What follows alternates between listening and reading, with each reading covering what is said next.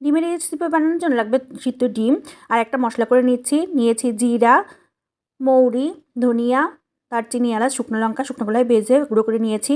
কড়াইতে তেল দিয়ে তার মধ্যে হালকা লবণ দিয়ে আমি ডিমগুলোকে ভালোভাবে ভেজে নিলাম। এখন ওই তেলে সামান্য লবণ দিয়ে এর ভিতরে ক্যাপসিকাম আর টমেটো দিয়েও তুলে নিলাম। এখন কাজু বাদাম, সাদা তিল আর টক দই দিয়ে পেস্ট করে নিলাম। কড়াইতে তেল দিয়ে এর ভিতরে দিয়ে দিলাম পেঁয়াজ কুচি, হালকা নাড়াচাড়া করে এর ভিতরে রসুন থেতো আর কাঁচা লঙ্কা থেতো দিয়ে ভালোভাবে নাড়িয়ে চাড়িয়ে নিলাম। দিয়ে দিলাম যে বাটনাটা বেটে রেখেছিলাম সেটা দিয়ে দিলাম সামান্য একটু জল দিয়ে ভালোভাবে কষিয়ে নিচ্ছি।